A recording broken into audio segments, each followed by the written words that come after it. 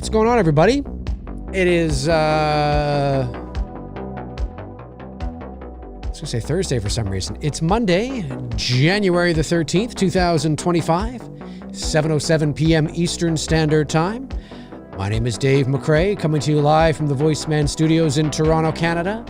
This is episode 305 of McRae Live, and this year marks the 40th anniversary of quite a few movies. But in the world of horror, well, there's a few horror movies as well that turned 40. There was a few that I could have picked, a few that I could have talked about, but I decided to pick Friday the 13th, Part 5, A New Beginning, everybody's favorite Friday the 13th movie. No, it's not everybody's favorite Friday the 13th movie, but I think very much like some of the black sheep of the family, it has come to be liked a bit more over the years. It has come to be appreciated maybe more over the years. And I actually think it is the last sort of Friday the 13th movie that kind of has a bit of that old school Friday the 13th vibe. Once we get to Friday the 13th Part 6, Jason Lives, it's very different. It's a very different feeling kind of movie. Very self-aware, a bit slapsticky, a bit tongue-in-cheek, a bit more humor. Whereas Friday the 13th Part 5, even though it's after, a new begin or the final chapter, I feel like it's kind of like the last sort of, even though it doesn't quite feel like, say, Part 2 or 3, it's kind of still got the remnants of that sort of those early Friday films a little bit. Whereas 6 is kind of like its own thing, and then 7, we're off to the races with something completely different. But yeah, Friday the 13th Part 5, A New Beginning, celebrates 40 years this year. It was released on, let's check this out. It was released on March the 22nd. I guess I could have waited a couple more months. It was released on March the 22nd, 1985. The budget was $2.2 million. The box office was $21.9 million. Of course, adjusted for inflation, that might even be $60 million now. 2.2 million might be 15 million, something like that. I'm not sure. Directed by Danny Steinman, who got his start in hardcore pornographic movies, specifically the 1973 movie High Rise. Who hasn't seen High Rise? Am I right? On which he used the alias Danny Stone. Daddy Stone. Yes. So he got his start in hardcore porn as a porn director. I think Friday the 13th Part 5 definitely has a bit of that flavor, a bit of that, let's just say there's a lot of boobage in Friday the 13th Part 5. Growing up in the 1980s, if you are old enough to remember it, again, in retrospect, a lot of the movies that got a lot of hate in the 80s got or have become more appreciated in time, in retrospect. And if you were, again, Halloween 3 was known as, oh yeah, that crappy one that doesn't have Michael Myers in it, right? Friday the 13th Part, oh yeah, the one without Jason, all that kind of stuff. Even Elm Street 2 was known as the gay one, and it just was, I don't know, people just didn't watch it. It was weird. I loved it. I've always loved it, which also celebrates its 40th anniversary this year. We'll talk more about Elm Street 2 later on. Not in this show, but in another show. But I always kind of liked Friday the 13th Part 5. I never loved it, but like I said, Friday the 13th Part 6 seems to be the fan favorite. I like it, but it's not my favorite. It's not even close to being my favorite. I might actually, although I haven't watched them in succession, or in close proximity to one another in a while, but I actually might like Friday the 13th 5 more than 6. And it could be, and I know it doesn't have Jason in it, it's Roy, the ambulance driver, but it's because it has more of that old school vibe. There's something about 6. I don't dislike 6. I do like 6, but there's something about 6 that I've just never really been able to connect with in the same ways that I can connect with the early Friday the 13th movies. All of these movies are just, I mean, they are what they are. But I do not own the Friday the 13th series on Blu-ray. So the only Friday the 13th physical media that I have are a bunch of Friday the 13th VHS and the Blu-ray, the DVDs. So this is my VHS copy of Friday the 13th Part 5. There it is right there, folks. There it is right there. Friday the 13th, Part 5. This I picked up. I did not get this in the 80s. This I picked up in, sometimes I tell you, I know the year it came out is 85. I think I picked this VHS up in like 91 or 92 or something like that. So this is an old VHS. Like, this isn't something that I picked up like in the last remaining VHSs in like the early 2000s or something. This in and of itself is probably about 35 years old. So, and it's in great shape, as you can see. I take really good care of my VHS boxes. I like a lot of my VHS looks like they're brand new. Now there's some that are really like not in good shape, but these are in great shape. And yeah, Jason is back. I don't have my glasses on, so forgive me if I mess up here. Jason is back, hockey mask and all, and he's up to his old maniacal tricks in Friday the 13th Part 5, A New Beginning. This time he seems to have set his sights on the young patients at a secluded halfway house, and more than a few of his teen targets end up in half, in quarters. You name it, Jason does it. In half, in quarters, I get it now. You name it, Jason does it. This is the 5th scary installment in the Friday the 13th saga. If you liked the first 4 and think you're up to getting back on Jason's bloody trail, you'll love Friday the 13th Part 5, A New Beginning. Rated R. So yeah, Friday the 13th, A New Beginning right there, VHS. I've had this since I was probably about 10 or 11 years old. Great stuff. And then in the early 2000s, or whenever this came out, I picked up the entire series minus Jason X and Jason Goes to Hell, because those are with New Line, I think. These are the Paramount movies. This is, of course, a lot of us have this, right? Friday the 13th on DVD. I have watched these a few times, I guess, over the years, but whenever I look at this on my shelf, or when I took it off my shelf today to show you guys, and I know I've showed this before, but whenever I see this on my shelf, or whenever I see anybody else in the world show theirs, I always think of my brother Bob, probably about 20 something years ago, or whenever this came out. What was this? Oh, somebody will tell me. I remember my brother Bob was visiting. This is, again, maybe like 20 years ago. He was visiting, and my brother is older than me. My brother Bob is, he's 56. So he was a teenager when these movies came out, whereas I was like, 6 years old, right? He hadn't seen them in a long time.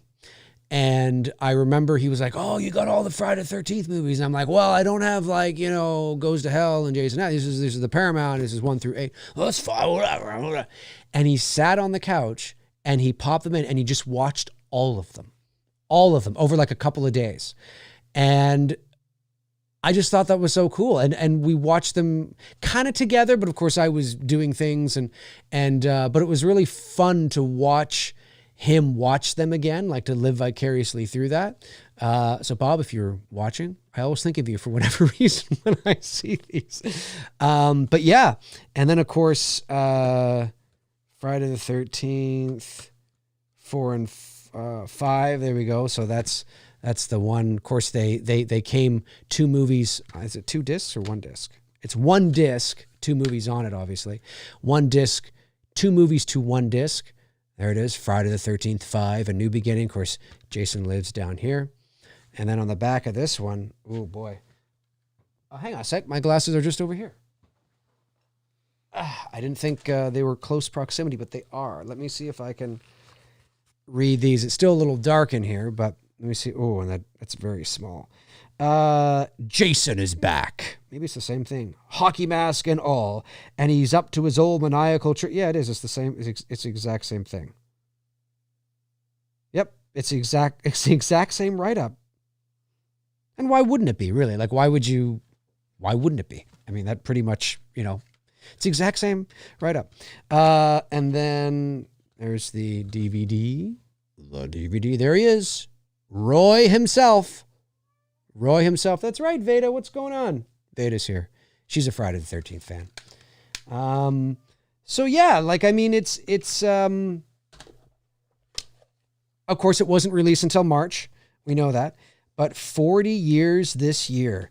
And I think it's got some great kills in it. Of course, I was very lucky to also get a chance to meet and work with Ron Sloan on Dylan's New Nightmare. Ron Sloan obviously played Junior in Friday the 13th 5. Ron is a sweetheart of a guy, very, very, very nice man. And yeah, so that was, obviously pretty cool. And, it's got some great kills. I mean, it's not Jason per se. Well, it's not, but it's got some great kills. If you're into boobs, it's got a lot of boobs.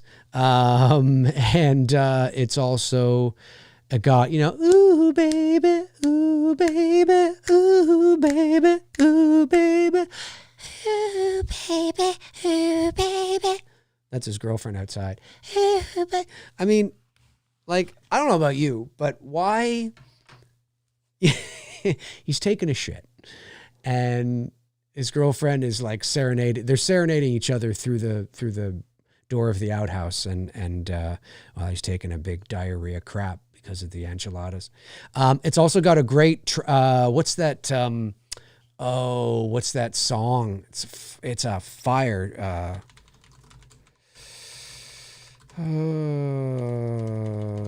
something like that. What is it?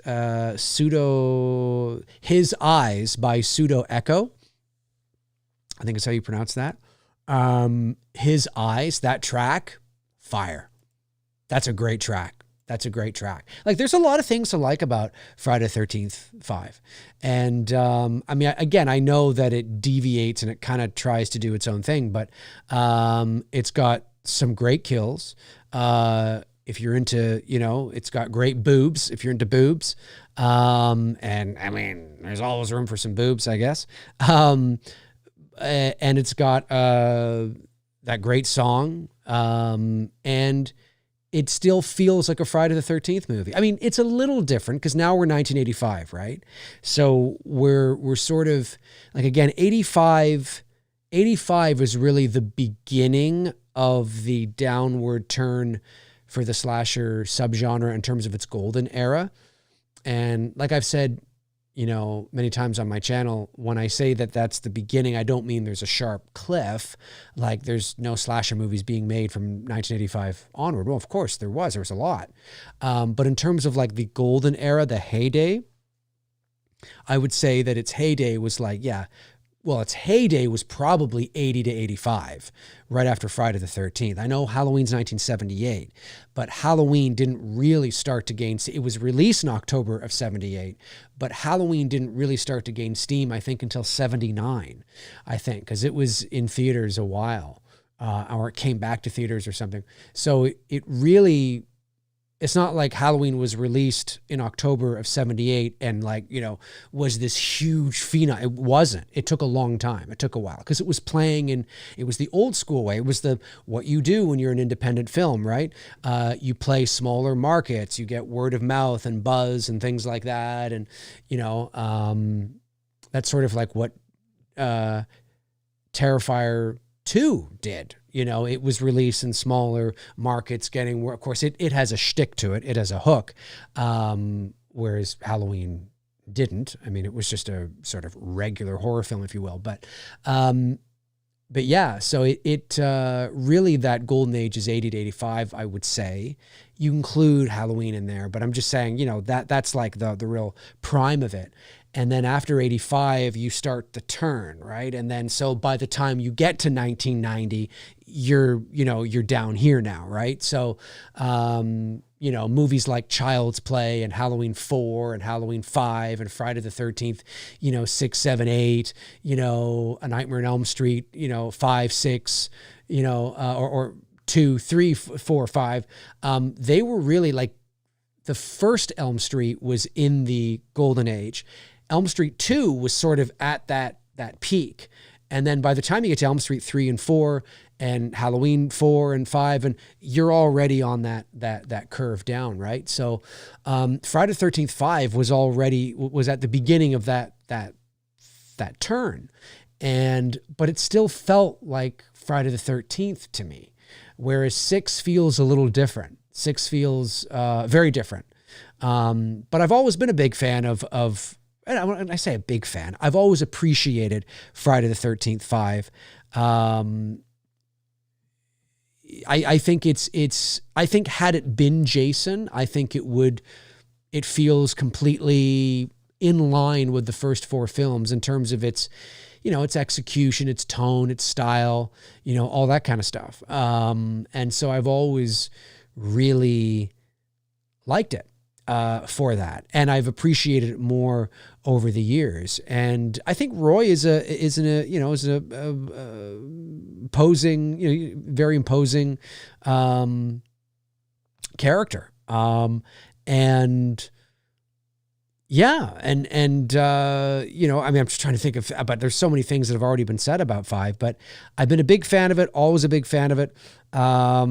Again, when I say big fan, I just mean like I've always appreciated it.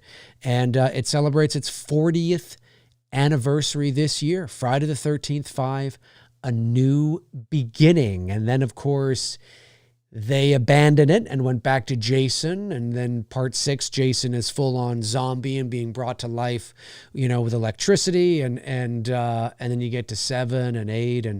And by that time, you know, it's funny, by the time the late 80s rolled around, I wasn't really into Friday the 13th the way that I was at like earlier in the decade when I was like 4 years old, 5 years old, 6 years old.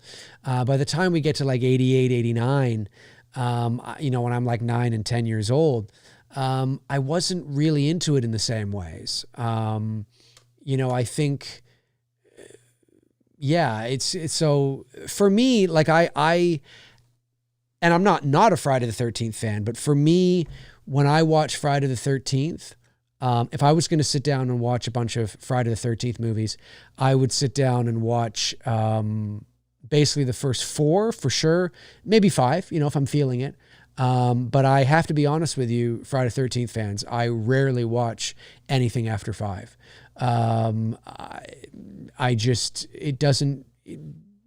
Well, also I don't think they're very good movies. I mean, really at the end of the day, the more movies you make, you know, I mean, they're schlocky, you know, it's just, you know, so I just don't. I watch like classic Friday the 13th to me. Maybe it's because, I don't know, maybe the later Friday the 13th movies, even though most of them outside of Jason Goes to Hell were still the late 80s, they have that late 80s and early 90s feel, and I don't like it. I don't like the feeling of Friday the 13th 7. I don't like the look or feeling of Friday the 13th 8. Let's put the story aside, just the feeling of it. You know what I mean? I don't like the look. And then 6, like I said, I don't hate 6. I like 6, I do. But it's a little too self-aware for me, a little too tongue-in-cheek, a little too slapsticky, as far as you can go in a Friday the 13th film. It just feels a little tongue-in-cheeky.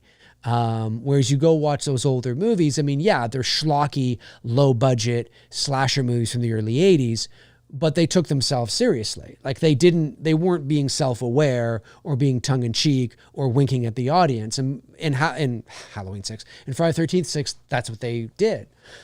And so and then of course you get to 7 and the telekinesis and the, 8, and it's just, like I'm done. I'm done. And you could absolutely say that Friday the 13th jumped the shark long before 6. But there's something about knowing your identity and knowing your place in the world, knowing your lane, your wheelhouse, and sticking to it. And I think those first 5, certainly the first 4 Friday the 13th movies did that.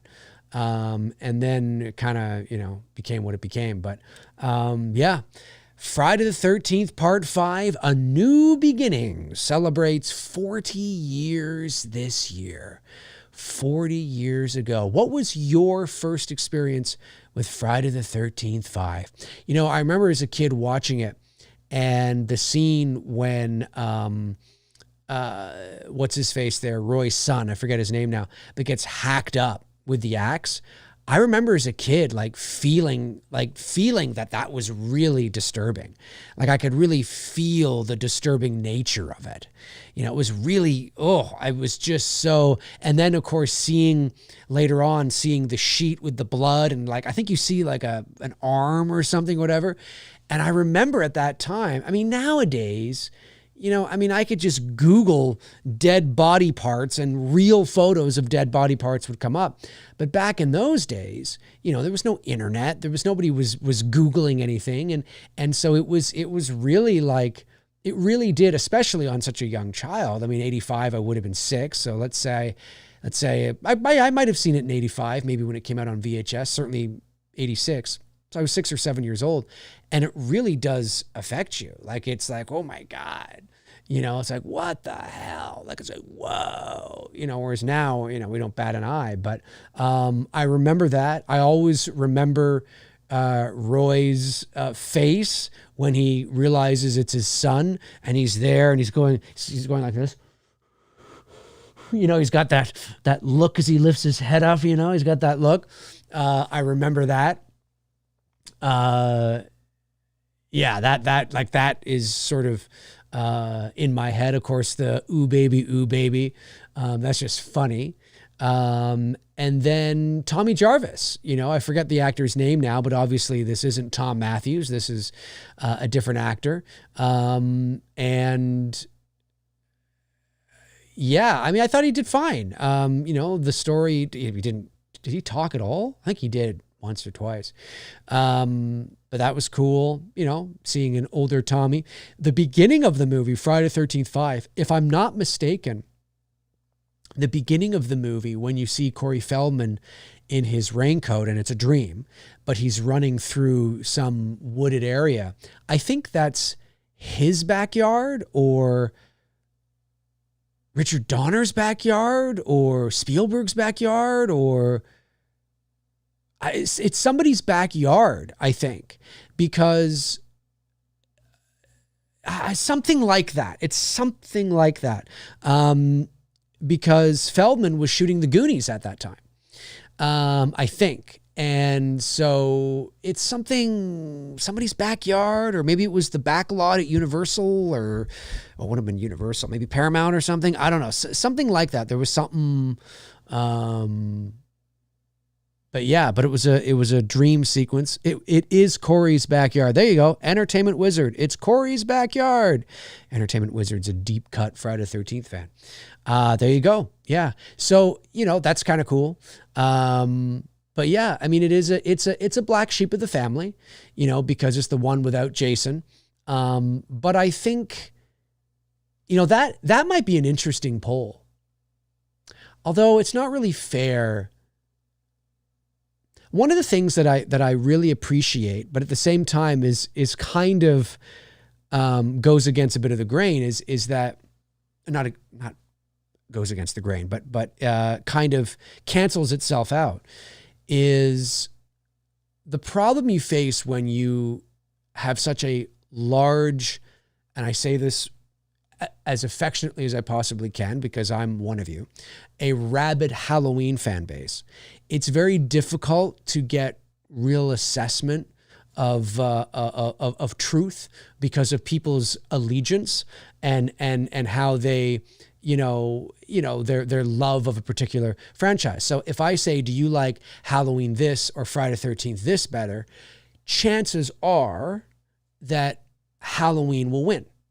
And even if it's probably not true, but Halloween will win because Halloween, right? You know what I mean? So that's one of the things that I learned, or I'm beginning to learn, is I have to be very careful, when I do like polls, for example, or whatever, like which movie do you think we should watch? Well, I can't put a Halloween movie on there because Halloween will win. You know what I mean? Unless it's Halloween time or something like that, right? You know what I mean? If it's Halloween time or if it's this, the spooky season, or something like that, well, yeah, because it's that time of year. But like right now, if I was to put up a poll on my channel and say, hey, I want to do a watch along on my channel, what do you think I should? And I could put any Halloween movie and it will probably win. You know what I mean? Even though it might, Terrifier might be on there, or, Seven, or, movies that people seem to really love. No, Halloween will win. And so that's why I'm always like trying to, you got to be careful, because people tend to vote from their emotions, their allegiance, rather than maybe what's really true. The point I was going to make, or what I was going to say, was that it would be interesting to know, although I don't know how objectively we could get on this channel. This might be something that you put out generally beyond my channel, but like which non-Michael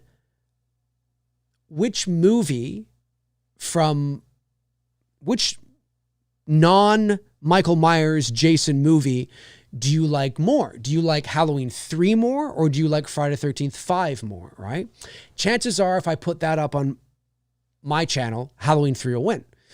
Even though, is it true? Is Halloween 3 a better Halloween movie than Friday the 13th? I don't know. Now you could say, well, Dave, hang on a sec. Halloween 3 is in a different universe. Halloween, Friday the 13th Part 5 is still in the same universe because you have Tommy Jarvis and Jason is still, there was Halloween 3. Michael Myers is a completely different thing. And sure, that's fair. That's fair, right? You have to think about those things. But yeah, it just might be an interesting sort of take. If you just say, which do you enjoy watching more? You know what I mean? What do you know what I mean? It might be interesting, but whether Halloween just always wins. But yeah, nonetheless, I do like the movie, and I've always liked it. It's just hard to believe it's 40 years this year. 1985. There's so many movies that are turning 40 this year. I mean, Jaws is turning 50 this year. We'll probably talk about Jaws more when it gets to the summertime, but hard to believe. You know what I mean? I mean, Black Christmas and Texas Chainsaw just turned 50 last year. I mean, we're really hitting some milestones. It's pretty wild. But yeah, you know what? If you're watching after the fact, let me know. Jump into the comment section. Let me know your thoughts on Friday the 13th, Part 5, A New Beginning. Where does it sit for you? Is it one of your favorites? Is it one of your least favorites? And tell me why it's one of your favorites if it is. Tell me why it's one of your least favorites if it is. Is it because it doesn't have Jason in it? It's because it's Roy the ambulance driver? I mean, that's what we always used to go, oh, it's Roy the ambulance driver.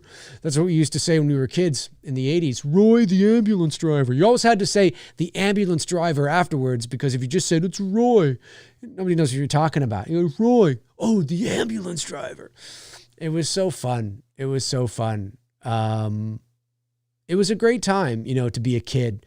To be a teenager, to be any age in the 80s, I think was great. But certainly to be a kid or a teenager, I mean, it was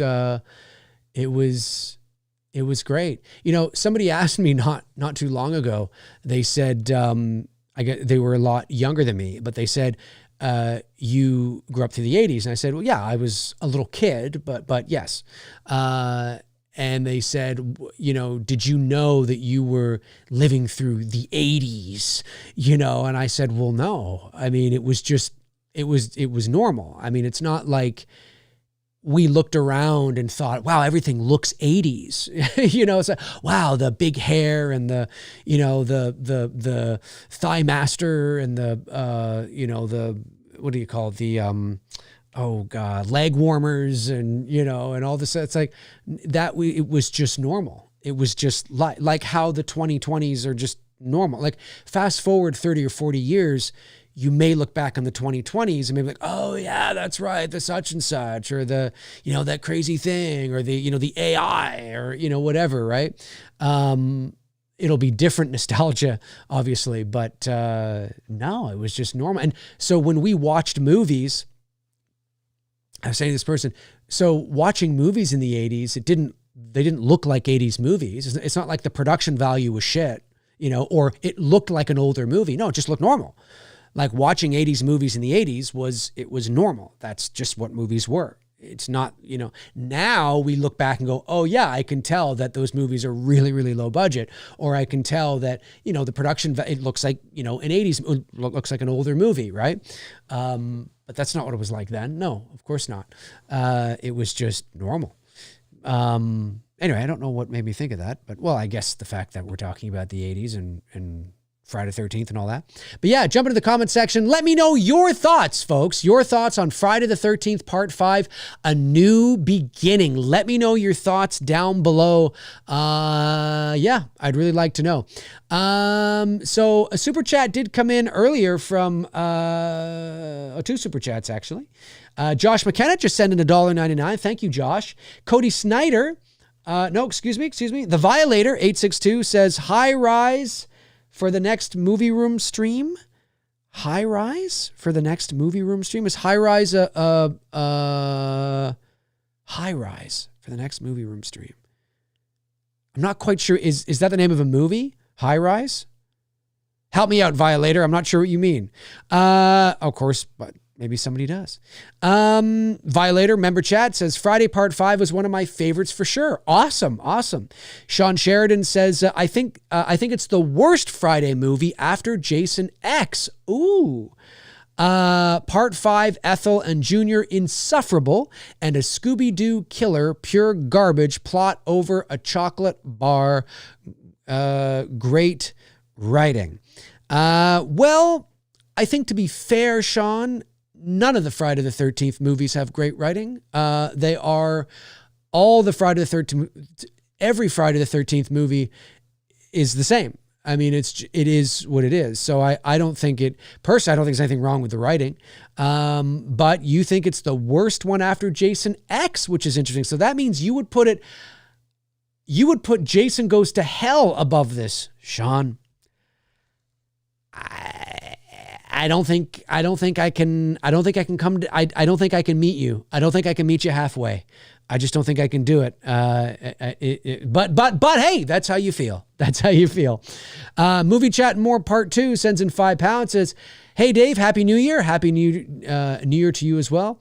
Apart from 4 and 6, 5 has always been my favorite. I'm 44, and when we were kids, we didn't care. It wasn't Jason. Yeah, I think some people did. Like, I know I cared that it wasn't Jason, but I know what you mean, though. Like, at the end of the day, I think it wasn't as, as a Halloween fan, I wasn't as upset about it as, say, where the hell is Michael Myers in Halloween 3? But certainly, I think it was because you still got Jason. Like, even though it wasn't Jason, you didn't know that till the end of the movie. Now, of course, when you would watch it thereafter, you would always know it wasn't him, but he was still dressed in the outfit. He still had a hockey mask on. Yeah, the chevrons were blue as opposed to red, but it was still Jason's hockey mask, right? You know what I mean? For all intents and purposes. And so he still was hacking people up with a machete. And there was the dream that Tommy had where you do see the old school Jason with the hack and the mask and the with the axe in his hand, and he's standing there looking at Tommy as he's lying in bed. So you do still, it's still a Jason movie, right? And Jason is still very much, that's what I meant by Jason is still very much, or when I was comparing the two earlier, between this and Halloween 3, Jason is still very much, even though he's not in the movie, his presence looms large because it is a direct sequel to 4. You have Tommy Jarvis as an adult. The Jason presence is still there. There's somebody on the loose. Is it Jason? Is it not Jason? Oh my God, look at him. It must be Jason. So Jason is still, he's still big. Right. And I think you're right. I think maybe that was easier for us to get behind, even though it wasn't Jason. It's still kind of Jason. Maybe it's great value brand Jason, but it's still cool. Whereas Halloween 3 has nothing to do with Michael Myers. You know what I mean? I mean, Michael Myers has been, literally put in a different unit. It's not even the same universe. Halloween is a commercial on a TV. And so it's completely different. You don't feel Michael Myers in Halloween 3 at all, unless it's the commercial on the television, at the bar, or when Tom Atkins is tied up and they're playing that scene with Laurie on the TV. Then yeah, you see the movie, but because it's being, communicated to the audience that it's fiction, you know what I mean? You don't like, I don't watch Halloween 3 and feel the Michael Myers universe. Love the soundtrack. I've always loved the Halloween 3 soundtrack. Fantastic. But I don't really feel it. Whereas Friday the 13th 5, I still feel, because it is the same universe. You know what I mean? So there is an argument to be made that maybe 5 is better than Halloween 3. I'm just saying. The Violator 862-499 says it was the name of the porno, the part 5 director. Oh, right. Of course. High Rise. Right. Of course. So, of course. Yes. Sorry. For some reason, I thought you were talking about like a horror movie called High Rise and some like high rise apartment building or something. Okay. Yeah. Yes. The next, movie, chat room for my members only will be a watch along of the 1973 hardcore pornographic picture High Rise. Come on out and sign up and become a member today, folks. Become a member today. Oh my God. I guess in theory you could do that. I'm not going to do it. I'm just saying in theory, what's stopping you? Right? I mean, if you think about it, if anybody wants to watch it, let's do it. That's really funny. Really, really funny. Let me see here. Brandon Collins says the only Friday the 13th films I've seen in theaters are Freddy vs. Jason, the remake, and the original at a charity event on an original 35mm print back in the 90s. Amazing. I vaguely remember seeing part 2 at the drive-in as a kid. Yeah, I've never seen any of the Friday the 13th movies in the movie theater. Not one. And I've only seen one Elm Street movie in the movie theater, and that was the remake. I could have, obviously I was not old enough to go by myself, but I mean, if I, it's funny. I don't know why. I don't know. I don't know why I wasn't taken to the movie theater by my sister or my brothers. I'm not sure. I'll have to ask them why I wasn't taken. Because I mean, I was allowed to watch them at home, so it's not like, oh no, we can't. We can't take you to the movie. Had nothing to do with that. Because I'm pretty sure I would have been able to get in as long as I was with somebody who was 18. I'll have to double check what the rules were here in Ontario back in the late in the 80s. But the first Halloween movie I saw in the movie theater was Halloween 6. Yep. Interesting indeed. Interesting indeed. Daz says there's a movie called High Rise from 2010s. It's based on the J.G. Ballard novel. Okay. Well, maybe that's what I was thinking of. I'm not sure. Chester Franklin Jr. says, I will always prefer part 7 over part 8. Tina does a good job against Jason. She does remind me of Drew Barrymore from Firestarter 84. Oh, there you go. I saw the new Firestarter and not a fan. Not a fan. Warren Armour says, I tried to sneak in to see Porky's. I got caught and the movie Usher was so rude. Well, I mean, you were essentially breaking the law. So, I mean, you know. But no, obviously they didn't have to be rude about it, I guess. Ryan Olshow says, is it Olshow? I think it's Olshow, right? Olshow? Or better yet, Brandon, how about a deep throat action wink, wink, nudge, nudge? Well, I don't know what you guys are talking about, but I am out of here. Reese Wilson, the brother from Down Under, says, my top Friday the 13th movies are The Final Chapter, Jason Lives, Part 2, Jason Lives, Part 2, Jason Takes Manhattan, and A New Beginning. The rest I can take or leave. Yeah, my favorites are, 1 through 4. 1 through 4, and then, I'll throw 5 on there if I feel like it. I never watch part 8. I never watch part 7. I mean, I remember them, but I don't watch them. I think I did an episode of The Best and Worst with the Slaughtered Lamb guys of part 8. I think I did. So that would have been the last time I watched the movie. And then part 7, I haven't seen in a long time. Jason Goes to Hell. I'll be honest with you. I saw it once back in the 90s and I don't think I ever saw it again. I thought it was a piece of shit and I just didn't like the concept and the idea. It was so far removed from anything that I just didn't care. I saw it probably when it came out. It came out, in 90, was it 93? I think it came out, something like that. I probably would have rented it then, watched it, thought it was a piece of crap, taken it back and never watched it again. Maybe I've seen it once since, I don't know, but it's entirely possible I haven't seen it in 32 years. Jason X I thought it was, okay for what it was. Obviously better than Jason Goes to Hell because you actually have Jason. But again, I probably haven't seen it in 15 years. But the first 4 or 5 Friday the 13th movies, I will watch semi-regularly. You know what I mean? Like once every few years maybe, or something like that. But those are the movies I grew up with, right? There's a nostalgic connection there. When I think of Friday the 13th, that's what I think of. When I think of Jason Voorhees, I don't think of Kane Hodder. And that's no disrespect to Kane Hodder.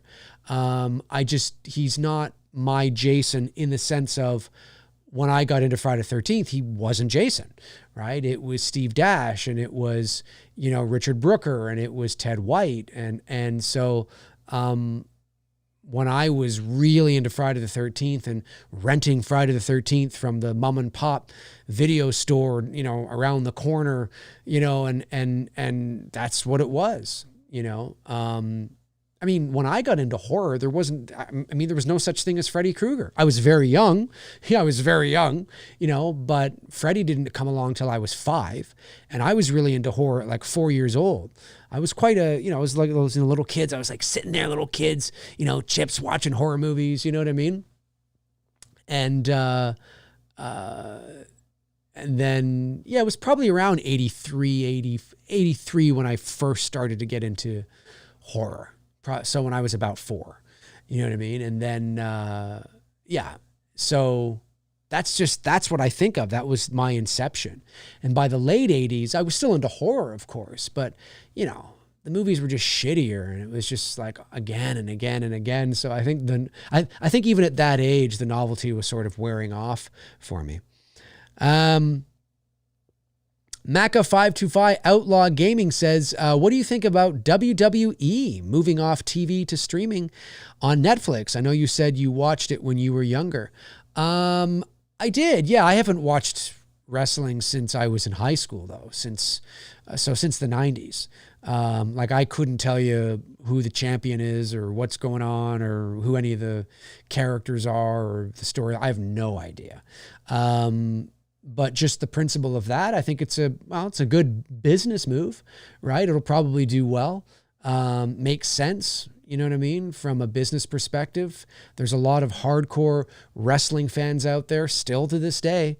I've grown out of it myself personally, but certainly there's a lot of people that are still into it and follow it and I think that's cool. But for me, yeah, I have no idea about any of the story side of it or the characters, but I do know that it was moved to Netflix because I keep seeing it advertised every time I turn on my Netflix. And I was like, oh, that's cool. That's cool. And Monday Night Raw, obviously that's, a brand that we all know. It's been around since 94 or 3 or, whatever it was. So, that's cool. I mean, if you're really into wrestling, and you don't have cable, well, now you don't have to worry. If you don't have cable but have Netflix, well, there you go. There you go. Good business move, I'm sure. Okay, did I get all the super chats? I know some things were going by here.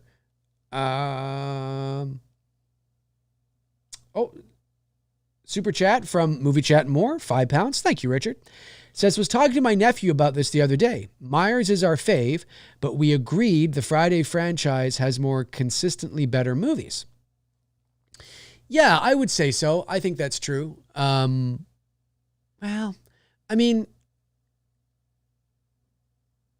consistently better movies. I don't know if they're consistently better movies. I would just say that they're more consistent in terms of the story, in terms of the, I mean, I don't know. I mean, it's subjective, but I would say that in terms of a story that is linear, yeah, like, I mean, as crazy as it sounds, Jason Goes to Hell is in the same universe as Friday the 13th Part 1. That's crazy to think, but it is true. And so from that perspective, yeah, there's a consistency there. And I think, I don't know if it has better movies per se, although some of them are better.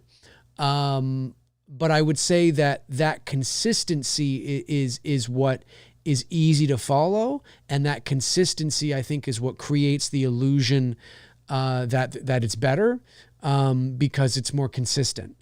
Whereas the Halloween franchise is just all over the place. Do you know what I mean? Like, I mean, it's just all over the place, but there's a lot of people that love Halloween 1, Halloween 2, Halloween 3, Halloween 4. A lot of people love 6. A lot of people love H2O. I mean, really, when you think about the original run of films up to Halloween Resurrection, it's really, although there are haters, with every, with any movie, really, when it comes to the Halloween franchise, the two movies from that original run that usually get universal hate, is Halloween 5 and Halloween Resurrection, right? 5 and Resurrection are the two that are usually not liked by most people. But when you talk about like 6 or H2O, there's a lot of people that really love those two movies. And especially H2O. And, and of course 4 is beloved, right? And so, I don't know. I mean, and then of course the David Gordon Green trilogy, right? You've got Halloween 18, which was, a decent comeback. Rob Zombie's first one. Yeah, I think it's that consistency. I think it's just because you're all over the place. It's just wild, just insane. Robert Kitzmiller sends in a member chat. Thank you, Robert. Rob, and says, if they remade Predator, who do you think would make a good leading man to fill Arnold's shoes? Oh, I would say the guy from Reacher. Maybe that's a bit of a stereotypical answer, but just because he's jacked and he's built. So why not? Yeah, him. Why not him? what's his name? Richson or something like that. That's what I would do. That's what I would do. That's what I would do. Brandon Collins says, don't forget Rob Zombie's Halloween 1 and 2. 2. Yes, I was talking about that first run up until Resurrection, right? Like that first sort of run of films before they canceled and rebooted. But you're right, Rob Zombie's Halloween 2, although I'm seeing a lot more people. I don't know if it's just the cool thing to say or if people are really starting to come around, but I'm seeing a lot of people start to come around on Rob Zombie's Halloween 2 more than I'm seeing on Resurrection or even 5. I don't know. Maybe it's just it's the cool hip thing to do. But yes, if we want to include all the Halloween films, yes, Rob Zombie's 2, 5, Resurrection, you know what I mean? For sure. For sure.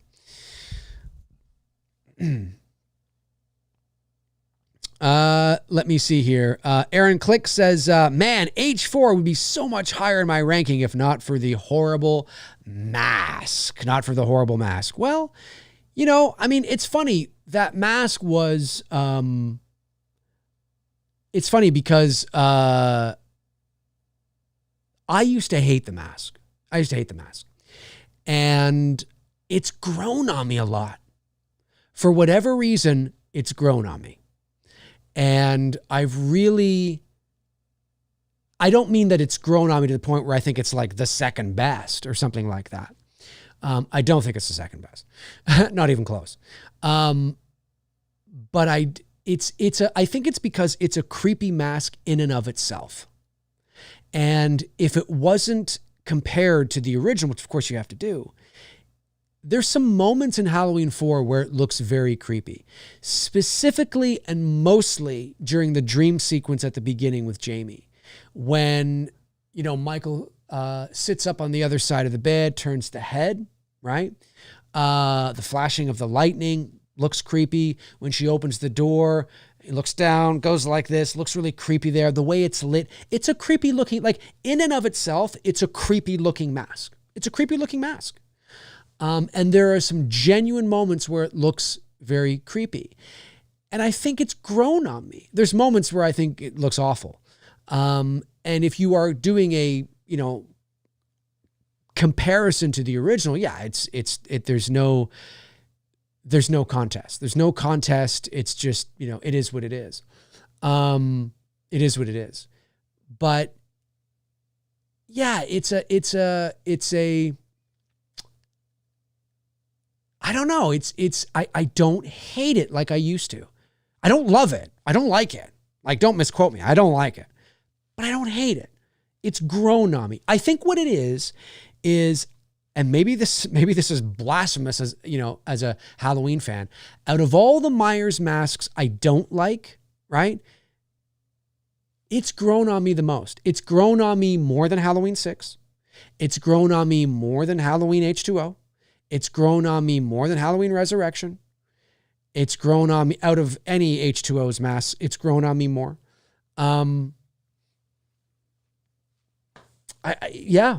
Weird. It's weird, but it has. But I know what you're saying at the same time. I know what you're saying. Brandon says, Dave, you missed Zachary's super chat. Thank you. Let me go back and get Zachary's super chat. Where are you, Zach? Zach. There you are. Zachary sends in $4.99. Thank you, Zachary. Says, hey, Dave, have you ever watched a horror movie alone in a dark room? For some reason, I can't watch horror movies alone. Yeah, I do all the time. I do here at my house. I will often sit with the lights. Of course, I have a big TV. I have a 75-inch TV. So, it's big, so it gives off a lot of light. So even when you're in the dark, there's a lot of light coming from the TV. But, oh yeah, I love it. I used to watch Unsolved Mysteries back in the day. The original Unsolved Mysteries, like back in the late 80s, early 90s. I used to watch it in the dark. People used to think I was crazy. I'd be in my basement in the dark. When did it used to come on? Like Thursday at 9 or something like that? I can't remember. Or maybe it was like Sunday. I can't remember, but it was like, it was later though. Like it was like, yeah, like 8 or 9 o'clock. It was dark out. And I used to sit in my basement alone in the dark with like a 21-inch TV, you know, and you know, I can't do the theme, but you know the theme, right? And creepy as fuck. And of course it always creeped. There was something about it. I was creeped out, but I loved it. You know what I mean? That's the horror guy in me, right? And I'd feel so I'd be creeped out. And then what I would do is I'd turn off the TV, throw the remote onto the couch, run across the basement and run up the steps to the kitchen where it was light, right? Light in terms of the light being on. And, I always felt like somebody was after me as I was and I would run over because I felt creeped out already, you know, because of the different stories they were telling or, you know, whatever the case is. But yeah, no, it was it was good stuff. But I like watching horror movies in the dark. Yeah, it's fun. Thank you, Zachary. I appreciate that. Happy Sanjo sends in a member chat. Thank you, Happy. He says, hope you are well. Excited to see the content for 2025. Thank you, Mr. Sanjo. I appreciate that. Let me see here. So I'm curious to know from the chat, how would you all rank your Friday the 13th movies? Give me a ranking. Give me a ranking of your Friday the 13th movies. I want to know from the fans out there, from the people watching right now, where does Friday the 13th Part 5 sit for you in a ranking? And if you're watching after the fact, jump into the comment section and let me know. We're celebrating 40 years of Friday the 13th Part 5, A New Beginning this year. Came out on, I think it was March the 22nd. Let me just double check. March the 22nd, 1985, folks. March the 22nd, 1985. The critical reception on the review aggregator website, Rotten Tomatoes, Friday the 13th, A New Beginning holds an approval rating of 18%. It's very high. Based on 22 reviews and an average rating of 3.7 out of 10. Gene Siskel. Oh, well, we know this is going to be pretty bad. Gene Siskel of the Chicago Tribune criticized the film for a perceived lack of originality and said there is little suspense. It's probably true. But a lot of boobs. Variety. No, he didn't say that. I'm just adding that. Can you imagine? Gene Siskel said there is little suspense, but a lot of boobs. Variety wrote that it has even less variation than its predecessors. Vincent Canby of the New York Times wrote, it's worth recognizing only as an artifact of our culture. A review in the British film journal Films and Filming was critical of its redundancy in comparison to the previous sequels. I think they're all pretty redundant. Henry Edgar of the Daily Press wrote, if you like the others in the series, you'll like this one. If you didn't like the others, you're not going to like this one. Jason has his own followers, and he seems willing to continue the bloodshed forever. Steve Davis of the Austin Chronicle criticized the film's repetitive scenes mimicking previous films. Scott Meslow of GQ called the film the bloodiest, most deranged installment in the series, noting its total of 22 murder sequences. Were there really that many? Wow. Leonard Maltin, good old Leonard Maltin, in his movie guide, awarded the film the lowest possible rating and called it as gruesome, as disgusting as ever. Isn't it funny? You know, Leonard Maltin said, again, this is 1985, folks. This is 1985. Leonard Maltin wrote, and I quote, Friday the 13th 5, A New Beginning. It is as gruesome and disgusting as ever. I wonder what Leonard Maltin thinks of Terrifier. How times have changed. Writing for Slant Magazine, Jeremiah Kipp wrote that the film has more plot than usual. I guess it kind of does. but the tone is crude, raunchy, and leering. Pretty funny. Pretty funny. Let's see. Who we got? Okay, we got some here. Flick Symmetry, what's going on? Says 2, 1, 4, 3. After that, they all seem to blend together. I hear you. Brandon Collins says 2, 4, 6. It's a good thing you didn't go 8, 10 with that. 2, 4, 6, 8, 10. 2, 4, 6, 1, 3, 5. Remake 7. Freddy vs. Jason. Jason X 8. Jason Goes to Hell. Robert Kitzmiller says 1, 3, 2, 4, 5. CM says 2, 3, 4, 7, 1, 6, 5. Jason X Goes to Hell and 8. Okay, so it's lower on quite a few people's lists than I had anticipated. Daz says 6, 2, 5. That's high up on the list. 7, 4, Remake, Freddy vs. Jason. 8, 10, 1, and Goes to Hell. Fascinating. Let me see here. Scared Straight Production says 6, 1, 2, 3, 4, 5, 7, and 8. I haven't seen the others in over 20 years. Televised Lies says Lives, Final Chapter, 3, 10, Hell, and Fuck the Rest. That was a good installment. Fuck the Rest. Friday the 13th, Fuck the Rest. That was a good one. Really underrated. Aaron Click says 1, the OG, 1, the OG. So we'll go the OG, 4, 3, 6, 2, 5, then Who Cares?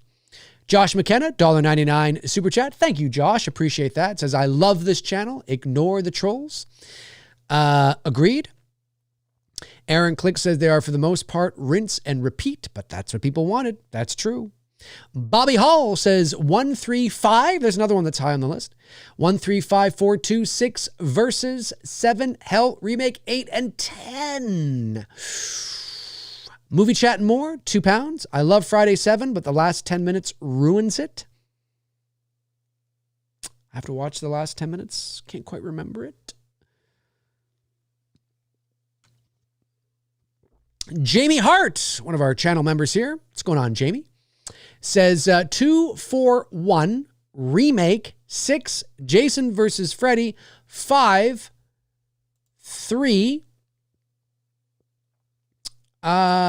Jason X, 7, 8, and 9. Okay. There you go.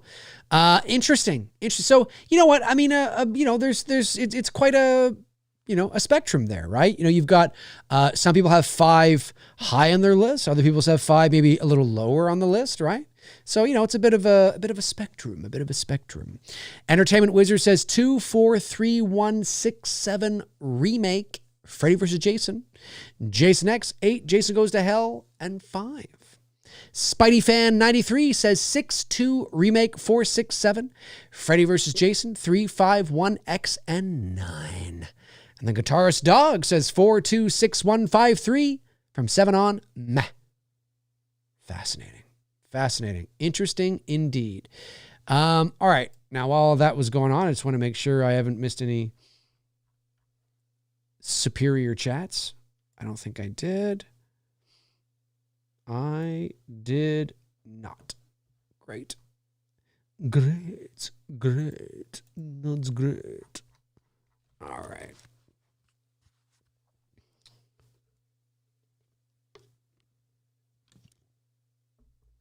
Antonis Andriotis says, Dave, when do you think all the 2025 horror movie trailers will come out? Well, they'll come out in relation to their release dates. So they're not all going to come out at on February 8th. But it's usually, a couple of months before a release of a movie, right? So I know What You Did Last Summer is coming out in July, right? So I would expect a trailer. Of course, it depends on how they want to market it, right? You might get a teaser in March. You might get an official trailer in May, or something like that. I don't know. It could be something like that. I'm not sure. It all depends. What I'm excited for, though, when it comes to horror movies, and I've said this many times in years past. We know about the mainstream ones, right? Like I Know What You Did Last Summer and Scream and Wolfman and all that. But every year there's always a few horror movies that we don't see coming, that are not on the radar. Maybe it's because they're not studio films and they're independent films, or they are studio films, but they're not, for whatever reason, they're just not in the buzz right now. Like, you know, a few years ago, The Night House was one for me that just came out of nowhere. And I was like, well, this is amazing. Barbarian, you know what I mean, is another one. It was like, wow, like what the hell, right? Every year, there's always a bunch of, I would say a few at the very least, several. There's always several horror movies that we don't see coming, you know, that we don't know are coming. Or maybe we've heard of the name, but it doesn't mean anything to us at that moment. Like, think about, like, at the end of last year, was anybody excited for The Substance or Strange Darling? No, nobody. We had no idea that these things were coming. Do you know what I mean? Like, we had no idea in like November of 2023 that by the end of, you know, 2024 we'd be talking about The Substance and Strange Darling, you know, and all that. That like there's always those kinds of movies that seem to like pop out of nowhere. You're like, oh shit, you know. A couple years ago too, it was that. What's that one? Darren from The Slaughtered Lamb says it has one of his favorite jump scares. Oh God, I forget the name of it now, but like that kind of came out of nowhere, you know. Not the mainstream ones we know are coming, like Wolfman, 28 Years Later. You know, there's always those ones that we, you know, Scream, I Know What You Did Last Summer. Yeah, but there's always those little ones that would just kind of pop up, you know, and you're like, oh, you know, not too much fanfare, you know, they just kind of pop up and they're there and you're like, oh my God, that was really good. And it gets a lot of buzz, and, you know, so I'm looking forward to those because they're good. When Evil Lurks. Thank you, Brandon. Thank you. Yeah. Like When Evil Lurks, like nobody at least not that I'm aware of, at the end of, you know, the previous year was anybody going, oh dude, I can't wait for, you know, When Evil Lurks. Like it just kind of popped out of nowhere. People began to watch it and then it just kind of glommed on, we'll say, and took on a life of its own. And then there's buzz around. You gotta check out, you guys gotta watch that. Oh, When Evil Lurks, man. You gotta watch it. And now everybody's watching it and now it's getting this buzz. And there's quite a few movies where that happens. In a Violent Nature, yeah. I wouldn't say In a Violent Nature was one that I loved though, but I would say that In a Violent Nature is one of those movies. Canadian movie, independent, shot here in Ontario. But yeah, that would be one. You know, there's always those ones we just don't know yet. As of right now, as you sit here right now on January the 13th, 2025, remember this show. I'll probably mention it again, but you know, by the time we get to July, August, and September, there's going to be, especially when you start getting towards that time of year, there's going to be a few movies that pop up that you had no idea were coming this year. No idea. And it's going to be like, oh, fuck, have you seen The Dark Shadows Within? You know, like some movie, like, you know, you're like, no, dude, you got to check out Dark Shadows Within. And all of a sudden it becomes like this, this big buzz horror movie. You know what I mean? It's like, dude, you got to check it out. And so you will begin to see trailers for those kinds of movies too, as they go along. And it's usually because those movies are independent films, right? You know, they're released for, you know, by Neon or even A24. Not that A24 is small. They're not. I just mean that it's usually not, they usually just kind of come out of nowhere or they appear to, it's not that they do actually come out of nowhere. Obviously, you know, there's development, there's pre-production, there's production, there's post-production, there's a marketing, campaign that is, of course, it just seems like it comes out of nowhere to us because we are so heavily focused on mainstream. We're so heavily focused on what Blumhouse is doing, and Smile 3, and I Know What You Did Last Summer 38, and Scream 105, and and Halloween and Friday, and we're so into sort of that these little independent films sneak up on you, so yeah, I'm looking forward to seeing what those movies are this year. It should be interesting. All right, we'll go another few minutes, I guess. Yeah, I wouldn't call, Luigi says Thanksgiving. I wouldn't say that's something that is, or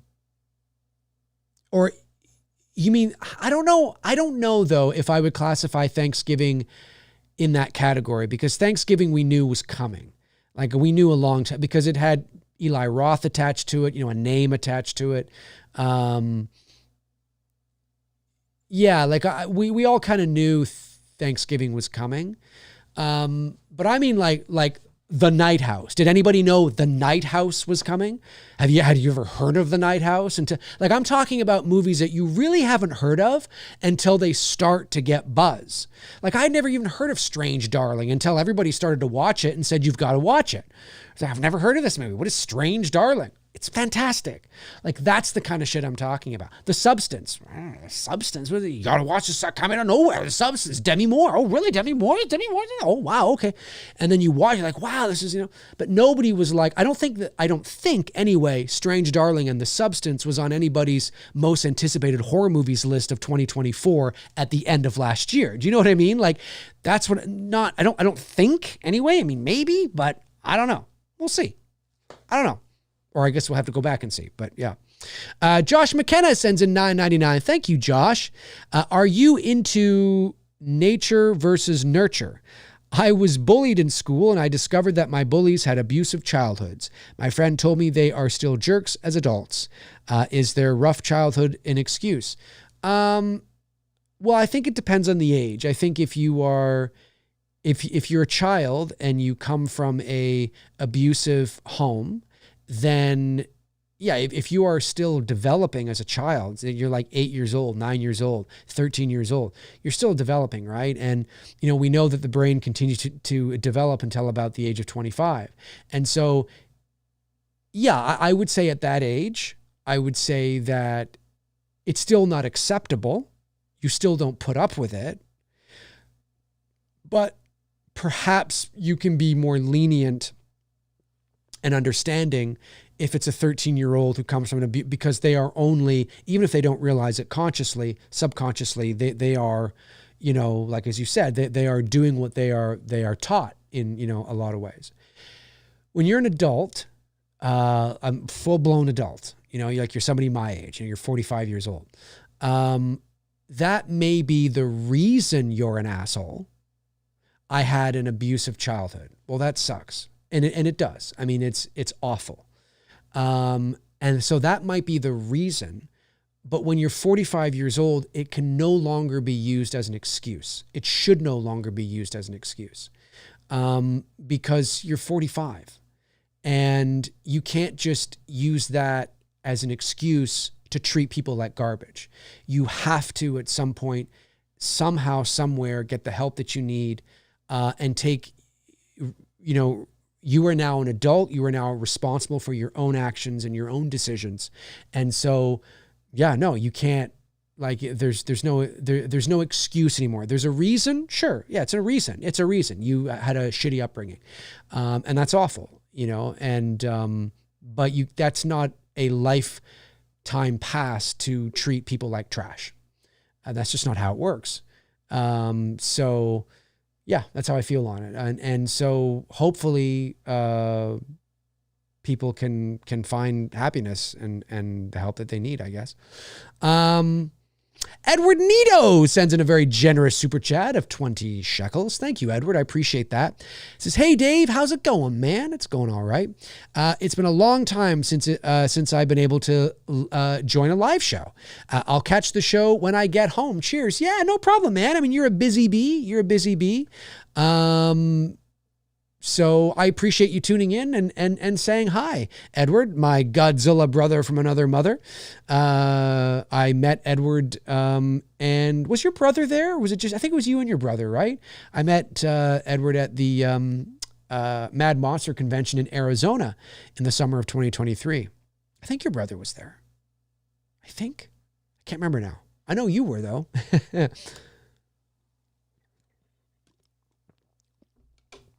Alley Girl says, Dave, you have the best way to word things. Oh, well, thanks, Alley Girl. I appreciate that. I guess you mean about, well, I just always try to be careful. I just always try to be, I'm just somebody that, and I'm not a perfect person, obviously, but I just try to, I'm somebody that understands, unlike a lot of people in this world who like to paint things very starkly, on one side or the other. I think there's just a lot of nuance to things, so I always try to speak from that perspective. Now, when you speak from that perspective, one of the drawbacks from speaking from that perspective is you might be accused of not having an opinion at all, or not having, or not aligning with one thing, or making up your mind or something like that. And that's not necessarily true. I think there's a lot of gray area, and there's a lot of, especially, when it comes to politics and all that kind of stuff, people like to paint you into one corner and one color. But I've never been that way. I've never been that way. I've always been more down the middle on a lot of things. And that's not an excuse. It's just kind of how I look at things. But that's not how you're supposed to behave, right? You're supposed to, if you're this color, you're always that color. If you're this color, you're always that. And that's the tribal nature of life, and it's not just in politics, it's in fandom, right? With movie fandom, it's in, a lot of areas of life. And so I always just try to, I'm not perfect at all, obviously, but I just try my best to be balanced. And the older I get, as I'm approaching my 50s, you learn a lot, and you go through a lot, and the things that you go through and become wiser about and all that kind of stuff. And I just kind of feel like, I'm not going to be painted into a corner to feel one way or the other if I truly don't. There's lots of things I do feel strongly about, life things that obviously I don't talk about here on the channel because that's not what the channel's for. There are things that I do feel, I feel that way about it, and that's how I feel about it. But I'm not afraid to look at things from a different perspective. I'm one of those people that, just because I say I understand doesn't mean I'm saying I agree, right?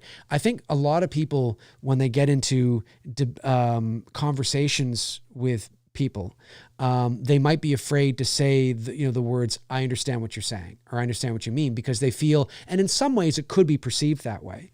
But it doesn't really mean that. It just means that you're able to intellectualize what they're saying from their perspective and see how what they may interpret it that way, or they may see it that way.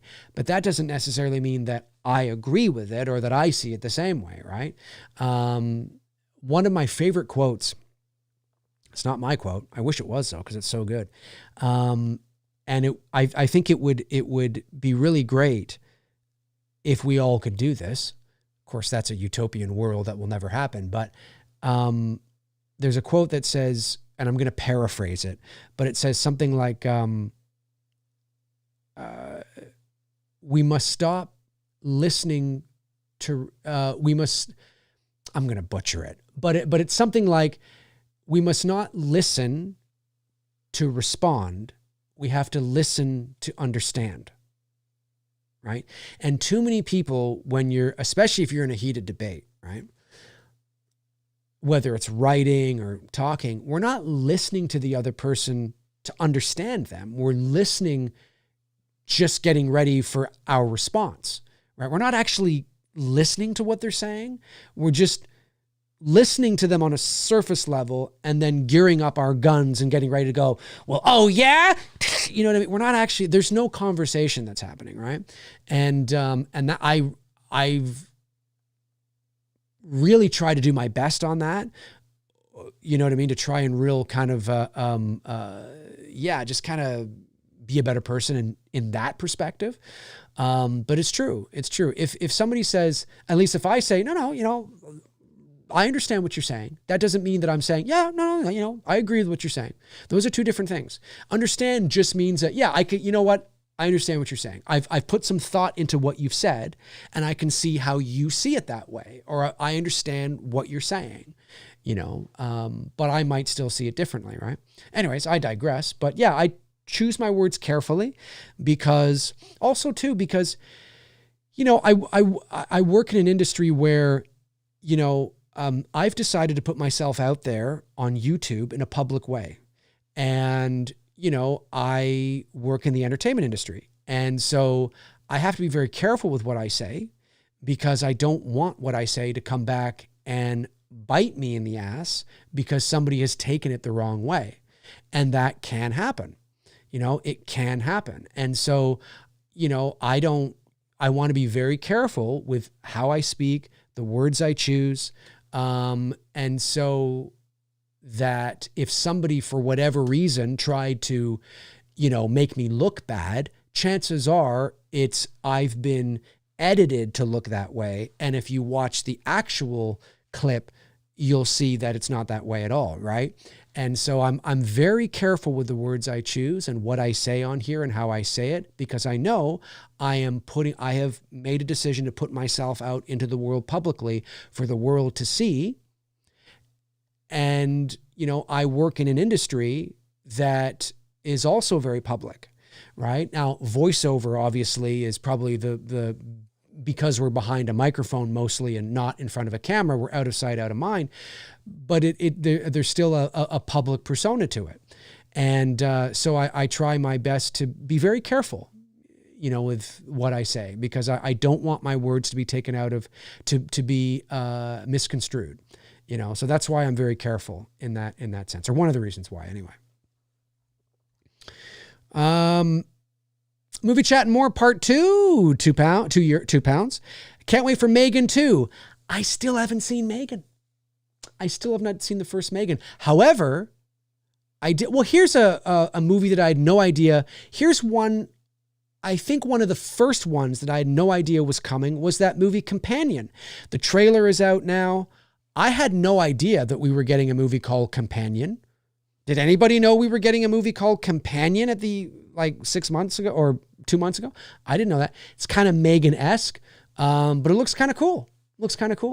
So, but I still have not seen Megan. I still have not seen it. I got to watch it. I can watch it now. It's on Prime for free. I just haven't, been too lazy to sit down and watch it, I guess. Let me see here. Arthur Vega sends in $10. Thank you, Arthur, excuse me. Says, hey, Dave, have you ever seen the movie No Country for Old Men? I have. If not, I think you would like it. No, I have seen it. I saw it years ago. Yeah, that's the Coen brothers with, what's his face? Josh Brolin and not Benicio del Toro. I always get them mixed up, but the other guy. No, it's a great film. Great film. It was the movie that really put Josh Brolin on the map. Now, when I say that, I don't mean that he wasn't acting at all before that, but he did The Goonies, obviously, in 85. He did a few little things in the late 80s. But he was having some real trouble, and I think he was into alcohol and some drugs and things like that. His life was kind of weird. And then it was No Country for Old Men that started to kind of push him in a completely different direction.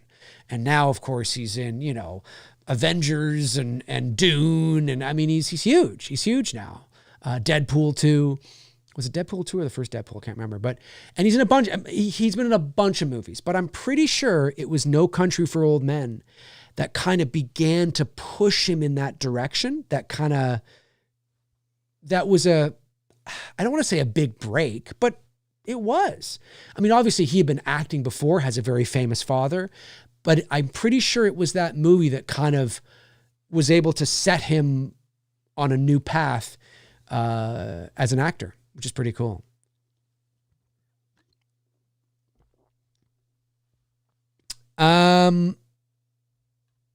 So yeah, I have seen it. Let me see here. Have I got all the superior chats? The superior chats, ladies and gentlemen? Have I got all the superior chats? I think I've got them all. Although I'm not 100% sure, but I hope I do have all the superior chats. Alex Shambach says, Dave, can you see the substance-winning Oscars? And if it does, do you think there will be those who say, well, it's more of a comedy drama than a true horror? I can see the substance-winning Oscars. I don't know if it will. I don't know. I liked The Substance. I did. I didn't like it as much as... I don't think I liked it as much as Darren from The Slaughtered Lamb did. But again, I did like it. For sure. It's probably like my second or third... like it'd probably be... It's a top... I would say it's I would say Smile 2, Nosferatu, Strange Darling, then maybe The Substance, or Long Legs, The Substance. It's in the top 5. It's in the top 5 for me, for sure. And I did like it. I did. And Demi Moore was great in it. She was great in it. And she won the Golden Globe, which is pretty cool. They haven't announced the Oscars yet. Or the Oscar nominations yet, I don't think. And that is largely because of the horrific situation that's going on right now in California, in Los Angeles, with the wildfires. I mean, holy shit. And I've been all through there. Like if you've been to Los Angeles, chances are you've been through a lot of those areas. And I've been watching the coverage every day, and I'm like, holy shit, like it's gone. Like I look at my own neighborhood here, right? And I was out jogging the other day, and I just was imagine this entire neighborhood with these thousands of homes all gone. Like I can't even, what the hell? It's devastating, absolutely tragic. And so they delayed the announcement of the Oscar noms. I don't know if that means they're going to end up delaying the Oscar ceremony as well. I could see them doing that. It's usually end of February, March, something like that.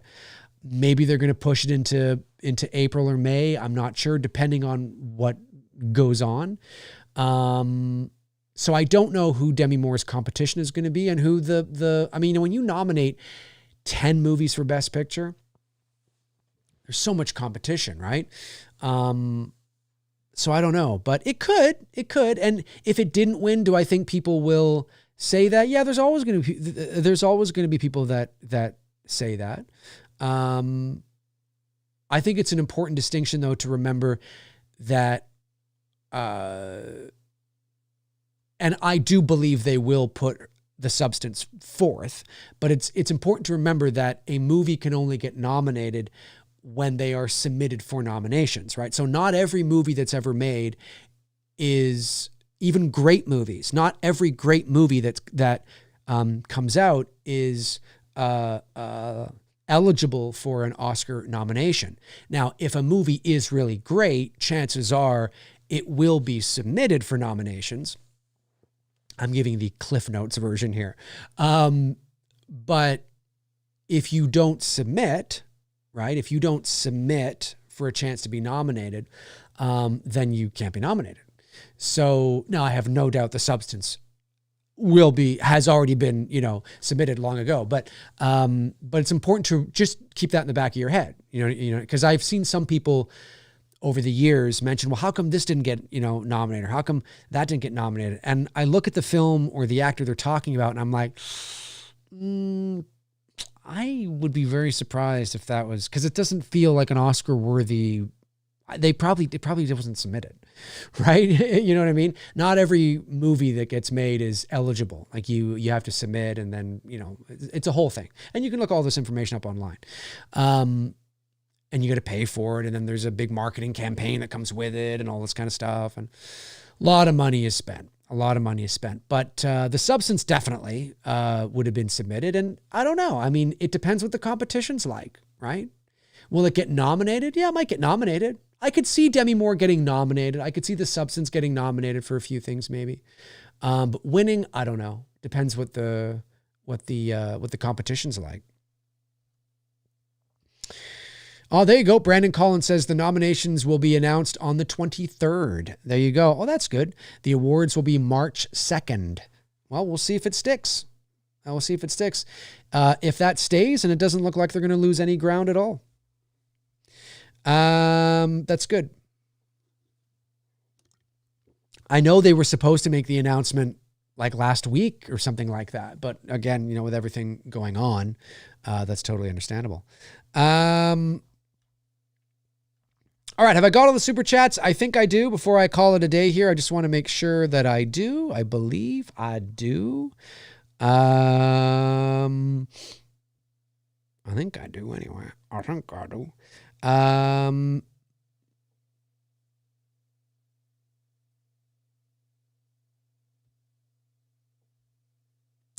Yeah. Alex Shambach says, Dave, can you see The Substance win? Oh, I already got that. I already read that. Brandon thinks that Demi Moore has a good chance. Mikey Madison could win for Honora. I still haven't seen Honora, but I hear that's getting a lot of buzz. Wouldn't surprise me if she was nominated. Was she nominated for a Golden Globe?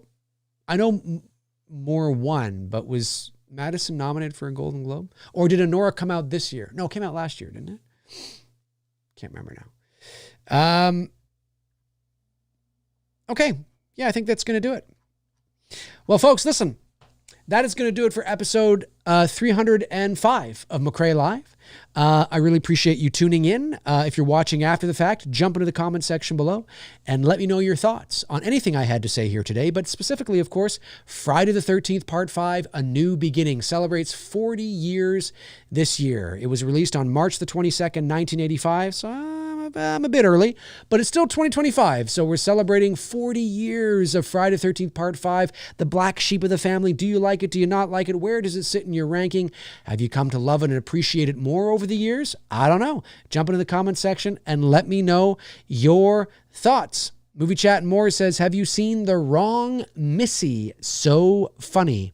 I don't know. I'll have to check and see if I'm not sure what The Wrong Missy is. I'll have to look that up. Thank you, Richard. Appreciate it. Oh, wait a minute. The Wrong Missy. Yes, I did see The Wrong Missy, actually, a few years ago. It was dreadful. Absolutely dreadful film. Dreadful film. That's the one with David Spade. Yeah, it was awful. Absolutely awful. Sorry, Richard. I thought it was crap.